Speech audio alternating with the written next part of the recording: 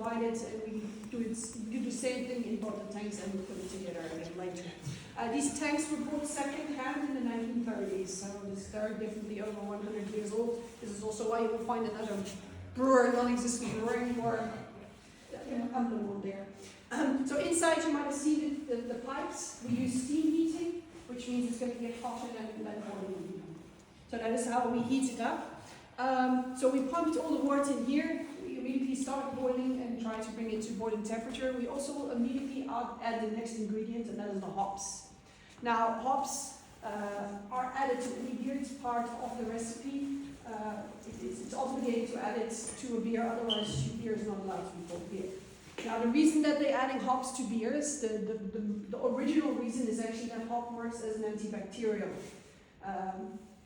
And that is why we're adding it, because it actually keeps the beer from going bad. And you will actually see how important that is on a beer like this. People have been brewing for thousands of years, but they never knew what yeast was.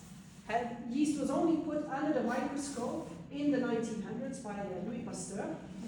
He actually realized it's a one-cell organism that is actually doing this magical job of making alcohol for us. But they have been making beer for about 10,000 years, all over the world. They knew how to ferment grains, but they didn't know how to control the yeast or control the fermentation. We will also not control it. And this is why hop came in as a very important part, because it actually stops the beer from going bad before the alcohol is made.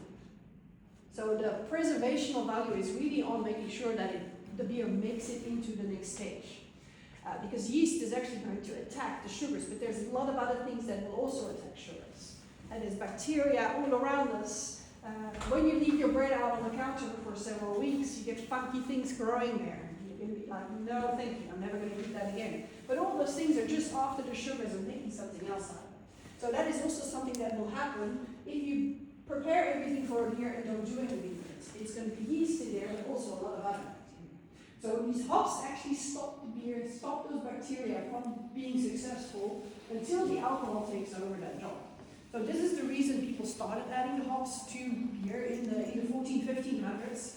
And the Germans put in the first purity law in 1515 already, and that states hop very clearly. So this is how important they were, and from that age, basically everywhere in Europe, they really started only using hop instead of mixtures of spices. So we add the hop to our beer immediately, but hop actually does other things to beer as well. Modern day beers, especially IPAs for instance, they have hop a lot for aroma and flavor. And another part of hop is bitterness that it gives to the beer. These things have become very important for beer in any other beer that you may drink. And that's why breweries actually diversify in their hops, and they find new varieties, and they get all these, they get 10,000 styles of IPAs these days, and that is all due to those different hops. But that is one thing we really do not want in a lambic beer.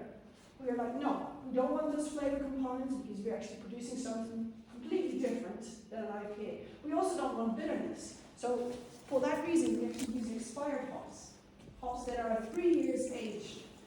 This is something that is a bit funny, of course, if you get compensate the authorities in there, like, oh, I will do something that is already, but this is, of course, a traditional thing.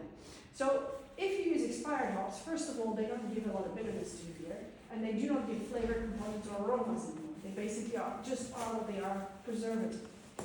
It also means you can use a lot more. So we're going to be using 25 kilos of hops, of aged hops, on our 10,000 liters. That is a lot of hops. They're going to be divided over the tanks, and they're going to be there during the whole boil, and they're going to really impregnate it so that the beer stays good. Now these hops that we use come from the Alsace region. That's a region in France. There's a farmer there that actually keeps the hop for us. He ages it for us in a well-conditioned space, because if we would keep it here for several years, it actually would go off, because in summer it would easily be pretty degrees in that.